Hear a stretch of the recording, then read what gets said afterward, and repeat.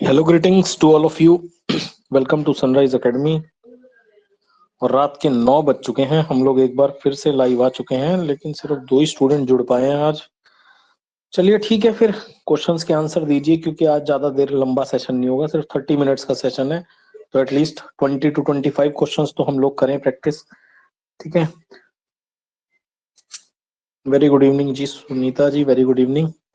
चलिए फिर स्टार्ट करते हैं सेशन को। क्वेश्चन पूछा गया, the earliest period of human existence was. तो सबसे शुरुआती काल जिसमें मानव जो है, मानव की उत्पत्ति हुई थी, वो कौन सा काल था, ये पूछा गया है। ठीक है, तो मैं पोल्स कर देता हूं।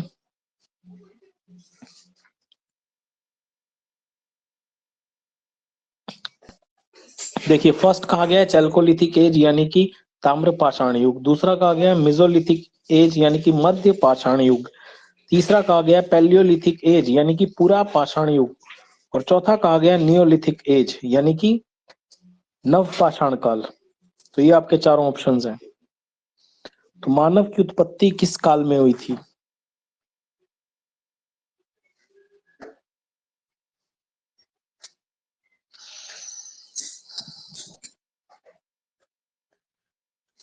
चलिए, दोनों स्टूडेंट्स का जवाब सही है। नेक्स्ट क्वेश्चन की तरफ बढ़ते हैं। क्वेश्चन नंबर सेकंड है, the script of Indus valley civilisation is. तो सिंधु घाटी सभ्यता की लिपि कैसी है, ये बताना है आपको। कौन सी लिपि है? तो पहली है ऑप्शन ब्रह्मी, दूसरा है तमिल, तीसरा है खरोष्टी और चौथा है अनडेसिफर्ड यानी कि उसे पढ़ा नहीं जा सका है।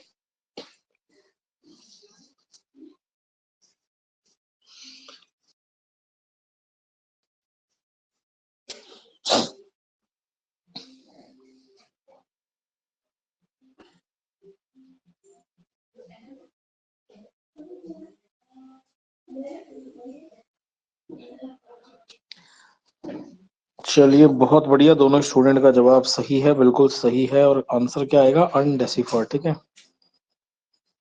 D answer. चलिए next question, the striking feature of the Indus valley civilisation. तो सिंधु घाटी सभ्यता की मुख्य विशेषता क्या थी? तो फटाफट पोल्स पे अपने आंसर देंगे आप लोग। पहला ऑप्शन है कि वो एक नगरीय सभ्यता थी। दूसरा ऑप्शन है एक कृषि सभ्यता थी। तीसरा है मध्य पाषाण कालीय सभ्यता थी और चौथा है पूरा पाषाण कालीन सभ्यता थी। तो फटाफट पोल्स पे ही सब लोग आंसर देंगे अपना।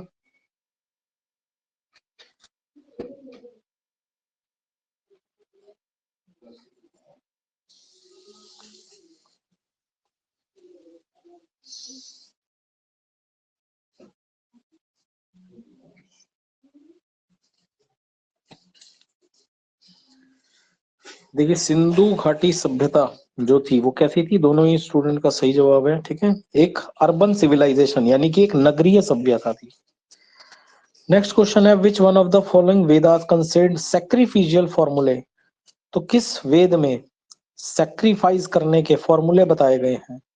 सामवेद, ऋग्वेद, यजुर्वेद या फिर अथर्ववेद?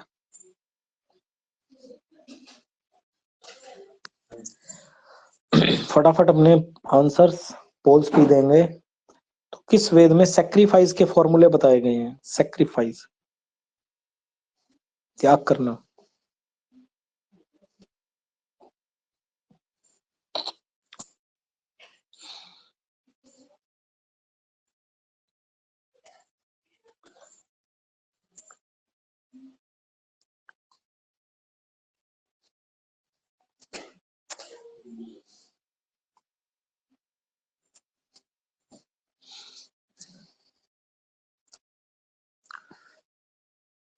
बी बी बी, हाँ बी।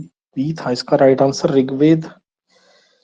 बी था मैं इसका राइट आंसर हूँ। सही है, दोनों का आपका सही है, बी ऋग्वेद। ठीक है, लेकिन शायद मेरे से पोल गलत हो गया ए पे। ठीक है, बिल्कुल ऋग्वेद सही है। नेक्स्ट क्वेश्चन है, इन द अर्ली वैदिक पीरियड वर्ण system was based on. Early यानी कि ऋग्वैदिक काल में, अर्ली का मतलब क्या होता है? ऋग्वैदिक काल। ठीक है ना? तो ऋग्वैदिक काल में वर्ण प्रथा जो थी, वर्ण प्रणाली जिसमें 4 वर्ण थे, वो किस चीज पर आधारित थे? किस चीज पर? ठीक है, तो फटाफट आंसर देंगे अपना पोल पे। तो वर्ण व्यवस्था किस चीज पर आधारित थी? शिक्षा पर, जन्म पर, ऑक्यूपेशन यानी कि उनके काम पर, या फिर टैलेंट पर?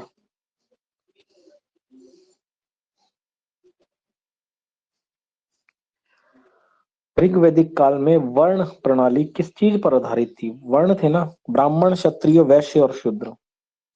तो शिक्षा पर, जन्म पर, ऑक्यूपेशन यानी कि उनके व्यवसाय पर, या फिर टैलेंट पर?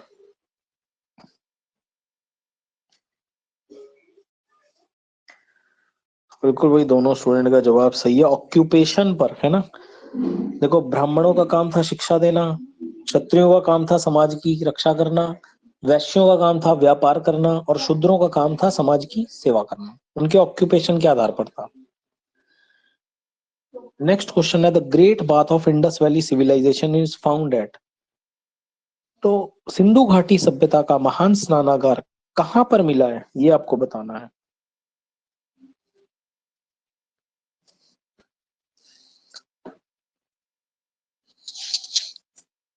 तो पहला है हड़प्पा से, दूसरा है मोहनजोदारो से, तीसरा ऑप्शन है रोपड़ से, और चौथा ऑप्शन है कालीबंगा से।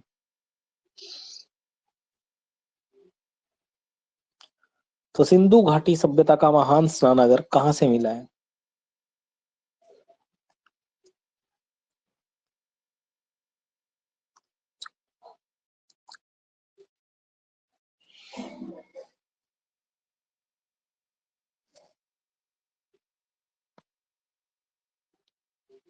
चलिए, बहुत बढ़िया। तो सभी लोग जानते हैं मोहनजोदारो, और दोनों स्टूडेंट का सही है। नेक्स्ट है, the first metal used by man was. तो पहली धातु जिसका इस्तेमाल मानव के द्वारा किया गया, वो कौन सी धातु थी?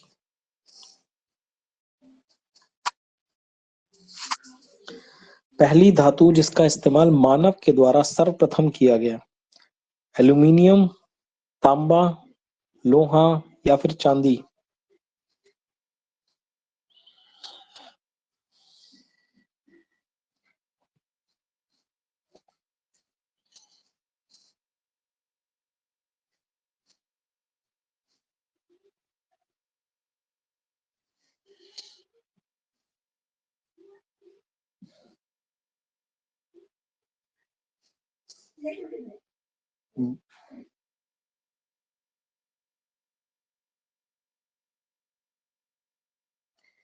बिल्कुल सही आंसर है, क्या है? कॉपर। ठीक है, कॉपर राइट आंसर है। Next question, from which of the following Upanishad the word सत्यमेव जयते is scribed in Devanagari script below the abacus of the state emblem. तो कहा गया है, जो भारत का राष्ट्रीय प्रतीक चिन्ह है अशोका, उसमें जो सत्यमेव जयते शब्द लिखा गया है, वो देवनागरी लिपि के किस से किस उपनिषद से लिया गया है, ये आपसे पूछा गया है। ठीक है, तो आपको ऑप्शन अपने देने हैं पोल्स पर ये आंसर। तो सत्यमेव जयते शब्द जो कि भारत के राष्ट्रीय प्रतीक चिन्ह के नीचे लिखा रहता है, वो शब्द कहाँ से लिया गया है, ये आपको बताना है।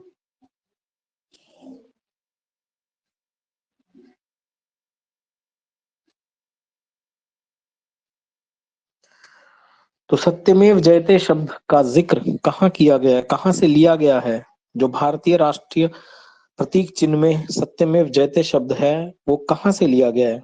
प्रश्न से, मुंडक से, मंडूक से, या फिर ईशावास्या से?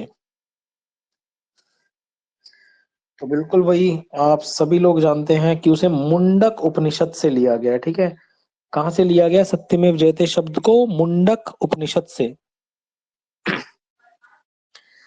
नेक्स्ट क्वेश्चन है, Lothal is a site where dockyard of which of the following civilisation were found. तो लोथल एक स्थल है जहां पर एक बंदरगाह मिला है, और वो किस सभ्यता का स्थल है, ये क्वेश्चन आपसे पूछा गया है। तो सभी लोग जवाब पोल्स पर ही देंगे अपने। तो सिंधु घाटी, मेसोपोटामिया सभ्यता, मिस्र की सभ्यता, या फिर पर्शिया की सभ्यता?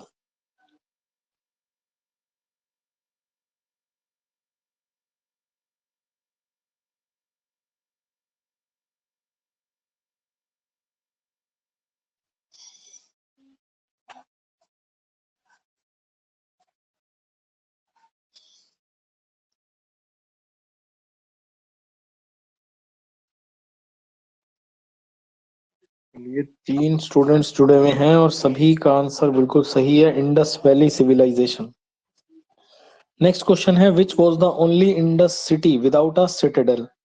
तो सिंधु घाटी सभ्यता का कौन सा वो स्थल है जो कि बिना किले के था, जिसमें किला नहीं था।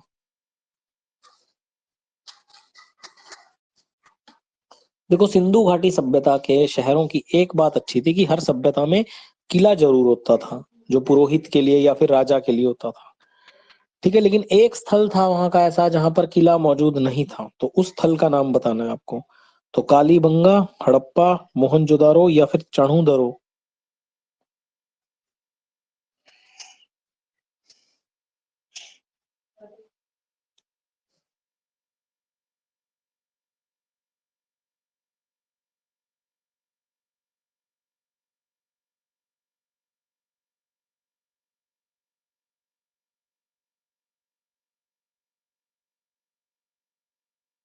देखिए, इस क्वेश्चन का आंसर है, किसी ने भी सही नहीं बताया है, चढ़ूदरो। ठीक है, चाणूदरो वो साइड थी।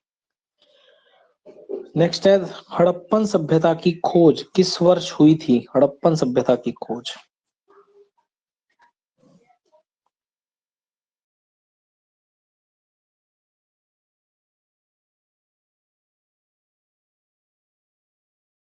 1935 में, 1942 में, 1901 में या फिर 1921, 1921 में।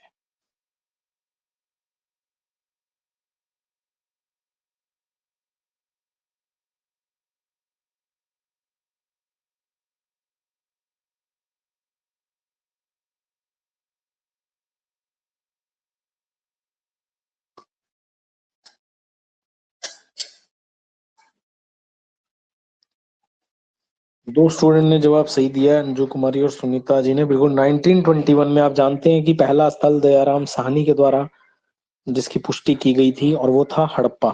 ठीक है, नेक्स्ट है, Kalibanga the site Indus site is in. तो कालीबंग जो साइट थी वो किस राज्य में स्थित है, कालीबंगा।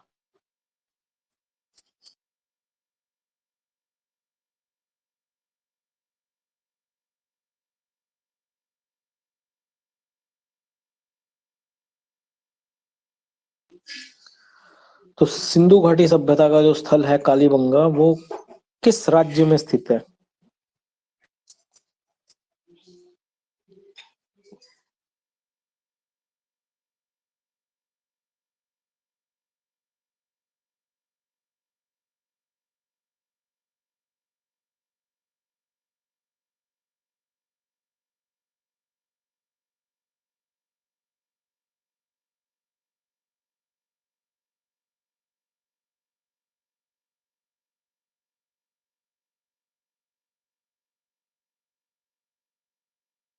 जो है वो कहाँ है, साथ में। नेक्स्ट है, Lord Buddha gave his first sermon। तो भगवान बुद्ध ने अपना पहला उपदेश कहाँ दिया था, ये आपको बताना है।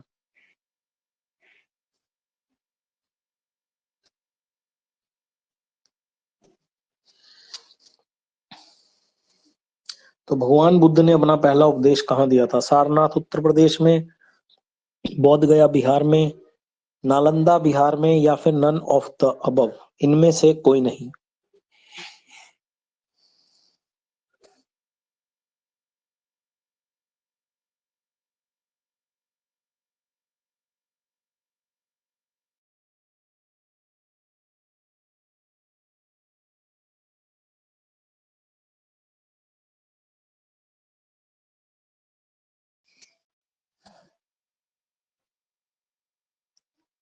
तीन स्टूडेंट्स का जवाब सही है, रेणु जी का, सुनीता जी का और अंजू जी का। बिल्कुल, सारनाथ उत्तर प्रदेश में गौतम बुद्धा ने अपना पहला उपदेश दिया था, उन्हीं 5 ब्राह्मणों को, याद है। नेक्स्ट क्वेश्चन है, identify the Buddhas literature from the following. तो निम्न में से बुद्धा का बौद्ध साहित्य क्या है, बौद्ध धर्म का साहित्य आपको बताना है कि निम्न में से बौद्ध धर्म का साहित्य कौन सा है। तो पहला ऑप्शन है त्रिपिटक, दूसरा है, तीसरा है अंगाज और तीसरा है अरण्यकाज।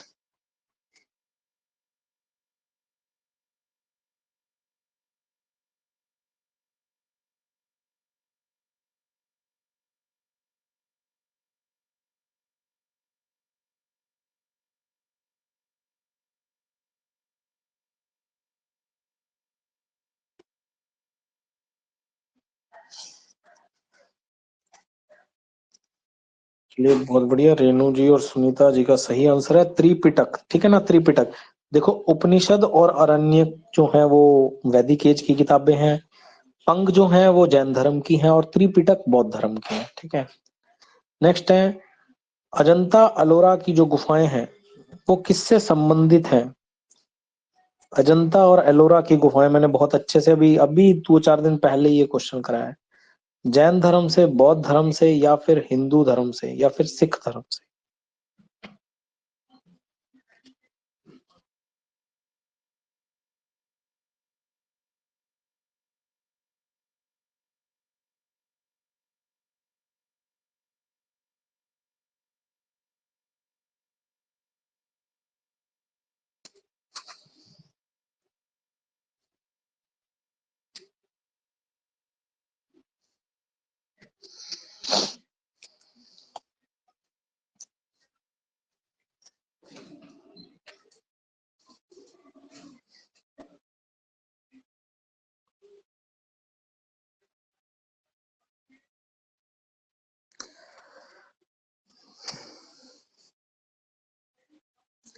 देखिए आपको याद होना चाहिए कि सबसे ज्यादा जो गुफाएं हैं वो हिंदू धर्म की हैं, फिर थोड़ी बहुत बौद्ध धर्म की भी हैं, थोड़ी बहुत जैन धर्म की भी हैं, ठीक है। तो इसके अकॉर्डिंग सबसे ज्यादा गुफाएं वो हिंदू धर्म की हैं, ठीक है।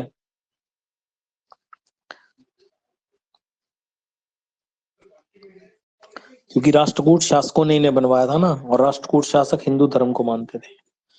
नेक्स्ट क्वेश्चन है, ग्रीक राजदूत जो चंद्रगुप्त मौर्य के दरबार में आया था उसका नाम क्या था?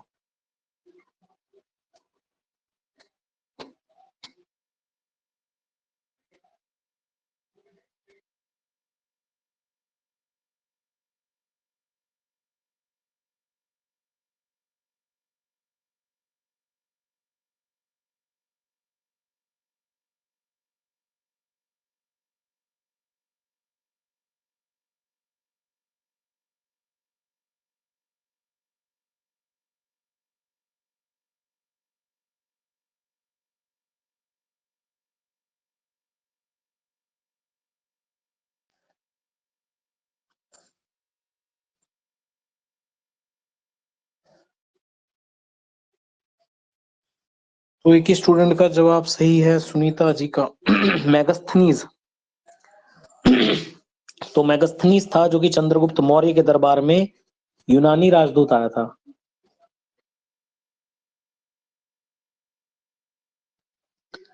ठीक है, नेक्स्ट क्वेश्चन है, which of the following is not the three Ratna of Jainism? तो जैन धर्म के 3 रत्नों में निम्न में से क्या चीज नहीं थी शामिल, ठीक है ना।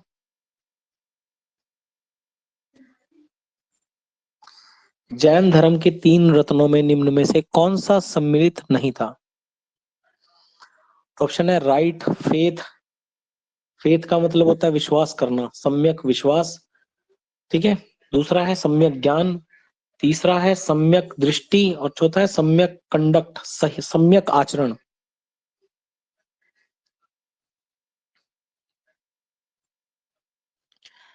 निम्न में से कौन सा जैन धर्म के त्रिरत्न में शामिल नहीं है?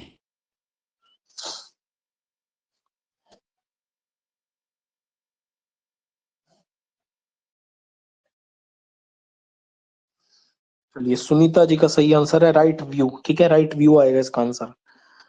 नेक्स्ट क्वेश्चन है, the monk who influenced Ashoka to embrace Buddhism was?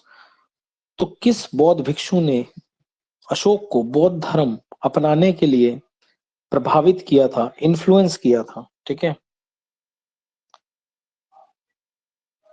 सभी लोग अपना जवाब पोल्स में सबमिट करेंगे।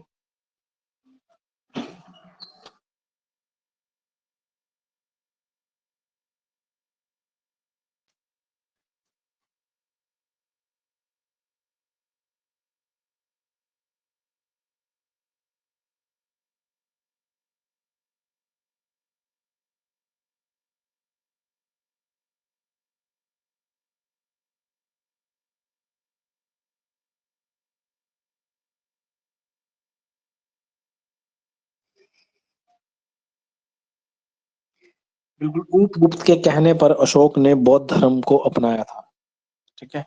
नेक्स्ट है, name the clan Buddha belongs to? तो बुद्धा किस वंश से संबंधित थे? गौतम बुद्धा किस वंश से संबंधित थे ये आपको बताना है। तो ऑप्शन नंबर फर्स्ट है जनात्रिक वंश से, दूसरा है शाक वंश से, तीसरा है मौर्य वंश से और चौथा है कुरु वंश से।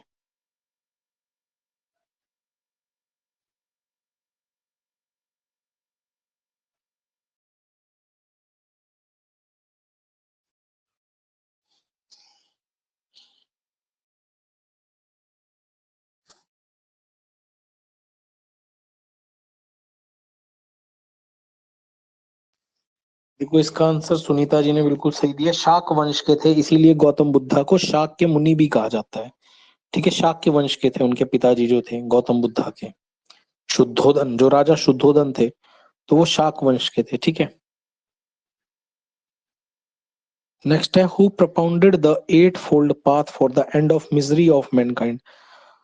तो अष्टक सिद्धांत या अष्टक मार्ग किसने दिया था कि जीवन के दुखों से निजात पाने का अष्टक मार्ग किसके द्वारा दिया गया था, ये बताना है आपको। तो सभी जवाब अपने पोल्स पे सबमिट करें भाई फटाफट। तो ऑप्शन है महावीर, दूसरा है गौतम बुद्धा, तीसरा है आदि शंकराचार्य या फिर कबीर।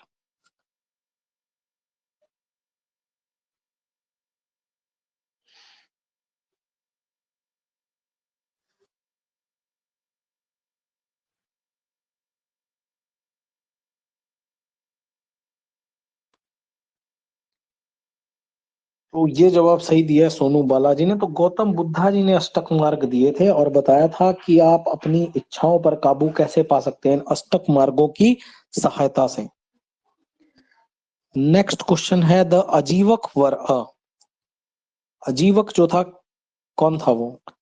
ठीक है, पहले मैं आपको ऑप्शन वो दे देता हूँ पोल्स, उसके बाद आंसर समझाऊंगा।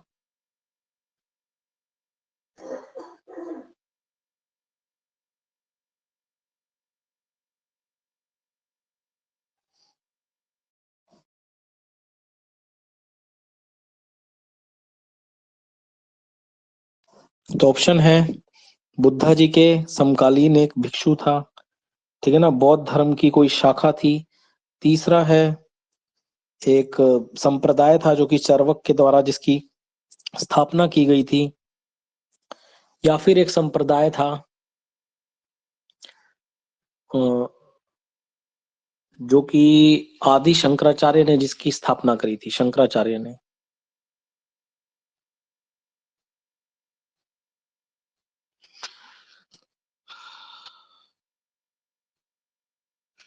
देखो इसका जो सही जवाब आएगा ना, पोल सही नहीं हुआ, ये एक संप्रदाय था जिसकी स्थापना चरवक ने की थी। ठीक है, देखो वो जो था ना वो जीवक था, जो बुद्धा के समकालीन था वो जीवक था, ये अजीवक पूछा गया है। तो अजीवक एक संप्रदाय था जिसका स्थापना जो है वो चरवक ने की थी। ब्रियू कवे ब्रांचेस ऑफ बुद्धिस्ट, ब्रियो कवे ब्रांचेस नहीं, सी नहीं, इसका बी आंसर है। ऑप्शंस गलत हो गए पोल, ठीक है, इसका आंसर बी है। ठीक है, बौद्ध धर्म की एक ब्रांच थी। ठीक है, बी है, किसी ने दिया है बी आंसर। हाँ ठीक है, चलिए नेक्स्ट क्वेश्चन है which of the following ancient Indian town was home to the three scholar sages Kapila, Gargi और मैत्रिया, ये आपको बताना है। चलिए मैं आपको ऑप्शन दे देता हूं। तो कहते हैं तीन प्राचीन भारत के तीन विद्वान थे जिनका नाम था कपिला, गार्गी और मैत्रिया। तो वो किस ग्रह क्षेत्र से संबंधित थे ये आपको बताना है, कहां से बिलोंग करते थे वो लोग, काशी से, मिथिला से, उज्जैनी से या फिर पाटलिपुत्र से।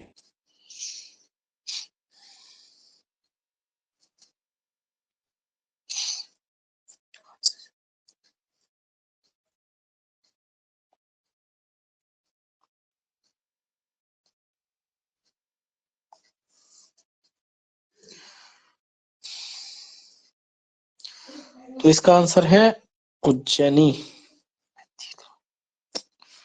थोड़े से कुछ क्वेश्चन डाउटफुल लग रहे हैं भाई, कुछ क्वेश्चन, चलो मैं एक बार चेक कर लेता हूँ इसका आंसर। होपफुली, वैसे मिथिला मिथिला। चलो नेक्स्ट क्वेश्चन पे आओ आप लोग। Which one of the following is the most lasting contribution of the Rashtrakutas. वाह, ये क्वेश्चन अच्छा है। तो राष्ट्रकूटों का सबसे ज्यादा जो कंट्रीब्यूशन था, सबसे ज्यादा जो उन्होंने अपना कंट्रीब्यूशन दिया था, वो किस चीज पे दिया था? तो ऑप्शन ए है कैलाश मंदिर पे, दूसरा ऑप्शन है पंपा, पूना और रन्ना, तीन कन्नड़ साहित्य के लेख राइटर्स को अपने दरबार में संरक्षण दिया था, और कैलाश टेम्पल, तीसरा है जैन धर्म को संरक्षण दिया था, या फिर कॉन्केस्ट, युद्ध लड़े थे। तो आपको जवाब बताने हैं पोल्स पर ही।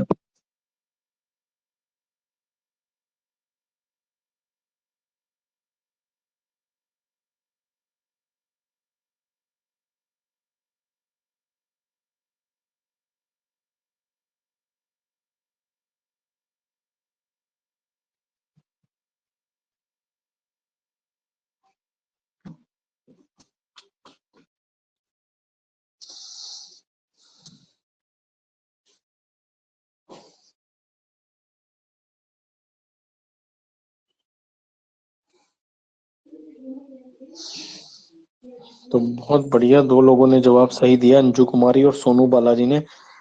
देखो, कैलाश मंदिर तो उन्होंने बनवाया था, साथ ही साथ इन तीन लेखों को, कन्नड़ साहित्य के तीन लेखकों को संरक्षण भी उन्होंने दिया था। बाकी जैन धर्म को उन्होंने संरक्षण नहीं दिया था, उन्होंने हिंदू धर्म को संरक्षण दिया था। और दरअसल उन्होंने जो त्रिपक्षीय युद्ध लड़ा था गुर्जर प्रतिहारों के साथ, और उसमें उन्हें सफलता नहीं मिली थी, तो इसलिए वो उनका कंट्रीब्यूशन नहीं था। ठीक है, तो उसमें वो हार गए थे, क्योंकि वहां तो गुर्जर प्रतिहारों ने कब्जा किया था कन्नौज पर हर्ष की मृत्यु के बाद। ठीक है, तो बी ऑप्शन राइट आंसर है। Question number 24. A semicircular structure with a dome-shaped roof erected over the sacred relics of Buddha is known as। तो एक अर्धगोला स्ट्रक्चर जिसका ऊपर से डोम शेप की आकृति होती है, जहां पर बुद्धा की अस्थियों को रखा गया है, उसे क्या कहा जाता है?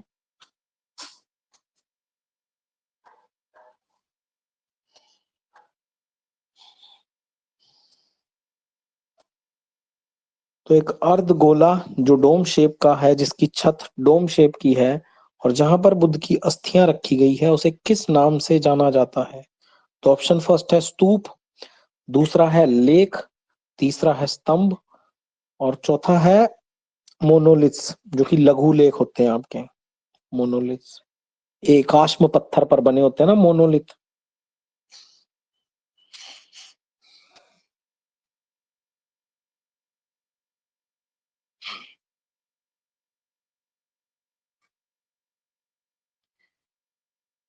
क्या आएगा इसका आंसर? स्तूप। ठीक है, उस जगह को क्या कहा जाता है? स्तूप। नेक्स्ट क्वेश्चन है, name the famous king of the Kushana dynasty. तो कुषाण वंश के मुख्य राजा का नाम बताइए। तो ये तो बता ही देंगे सभी लोग। तो कनिष्क, पुलकेशिन, हर्ष, या फिर विक्रमादित्य।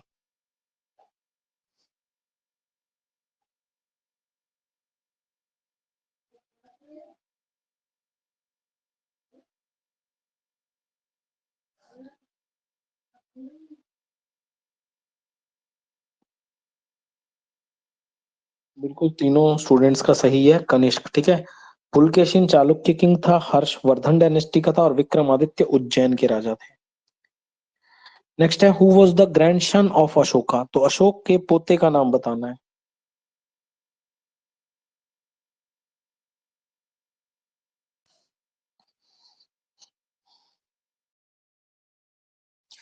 तो दशरथ, दशराज, दश कुमार, या फिर दशानन।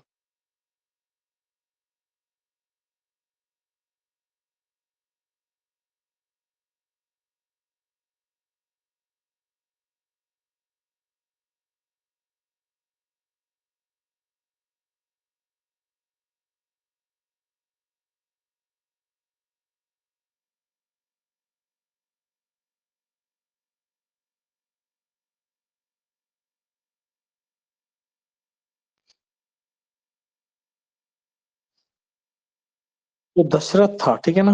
क्या नाम था? दशरथ, याद रखिएगा। नेक्स्ट क्वेश्चन है, राज तरंगिणी के लेखक कौन है? राज तरंगिणी, जो कि हिस्ट्री ऑफ कश्मीर है, कश्मीर का इतिहास। इस पुस्तक के लेखक कौन है? तो ऑप्शन है एक कल्हन, दूसरा है अल बरूनी, हर्षवर्धन या फिर कौटिल्य।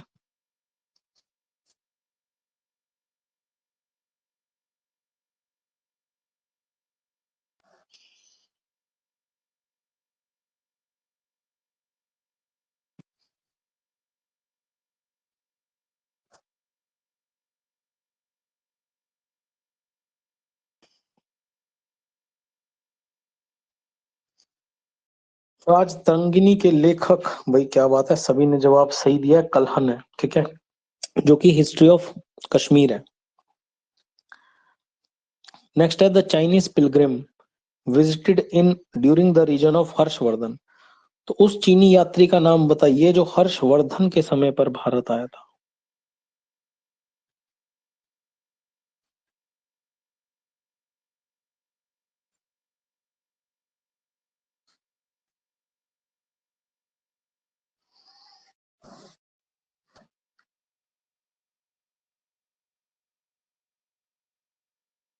तो चीनी यात्री जो कि हर्षवर्धन के समय पर भारत आया था। हुएनसांग, इत्सिंग, वांग हुंग सी या फिर फाहयान। अभी अभी करवाए हैं मैंने रिसेंटली ये क्वेश्चंस आप लोगों को।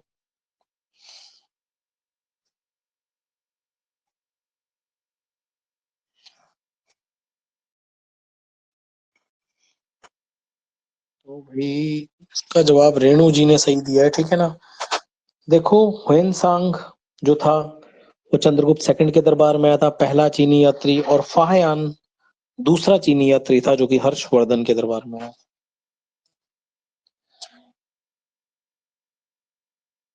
ओ सॉरी सॉरी सॉरी, लगता है उल्टा बता दिया आपको। फाहयान जो था वो, फाहयान आया था चंद्रगुप्त सेकंड के दरबार में। सॉरी भाई, इस क्वेश्चन का पोलिंग गलत होगी। और हर्षवर्धन के दरबार में जो चीनी यात्री आया था उसका नाम था हुएनसांग, ठीक है। भाई जिन्होंने ए आंसर दिया है ना उनका सही है, बाकियों का गलत है, ठीक है। हाँ बिल्कुल सही है, ए आंसर सही है, जिन्होंने ए दिया उनका सही है, पोल गलत हो गए थे मेरे से गलती से। चलिए नेक्स्ट क्वेश्चन। अर्थशास्त्र किसके द्वारा लिखी गई पुस्तक है? अर्थशास्त्र किताब के लेखक कौन हैं? तो धनानंद, कौटिल्य, बिंबिसार या फिर पुष्यमित्र। अर्थशास्त्र के लेखक कौन हैं?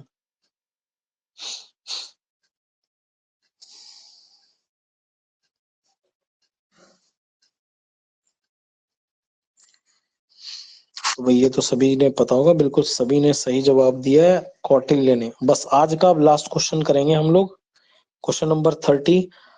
चलो ये क्वेश्चन तो आ ही गया। फाहयान भारत में किसके दरबार में आया था? ये क्वेश्चन तो हमने अभी भी किया है। फाहयान भारत में किसके दरबार में या किसके समय पर भारत आया था? तो सभी ने ऑप्शन देना है, पोल्स पे आंसर।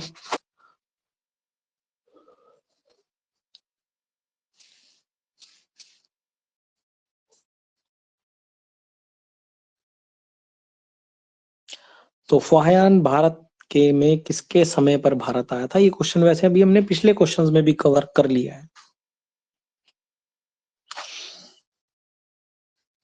तो चंद्रगुप्त सेकंड के, समुद्रगुप्त के, रामगुप्त के या फिर कुमारगुप्त के।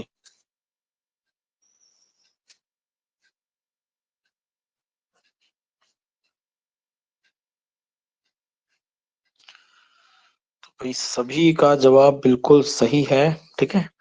तो किसके दरबार में आया? चंद्रगुप्त सेकंड के दरबार में पहला चीनी यात्री आया था, ठीक है ना। और इसने फूकुकी नाम की पुस्तक भी लिखी थी, ठीक है भाई, ये भी ध्यान रखना आपने, फूकुकी नाम की पुस्तक पुस्तक लिखी थी। और हुएनसांग ने सी यू की नाम की किताब लिखी थी, जो दूसरा चीनी यात्री हर्षवर्धन के दरबार में आया था। तो बस आज यहीं तक करते हैं और देखते हैं, फिर परसों मिलेंगे आप लोगों से, ठीक है। चलिए बाय बाय, टेक केयर, जय हिंद आप सभी को, गुड नाइट और हैप्पी होली भाई कल के लिए आप लोगों को, एडवांस में सभी लोगों को।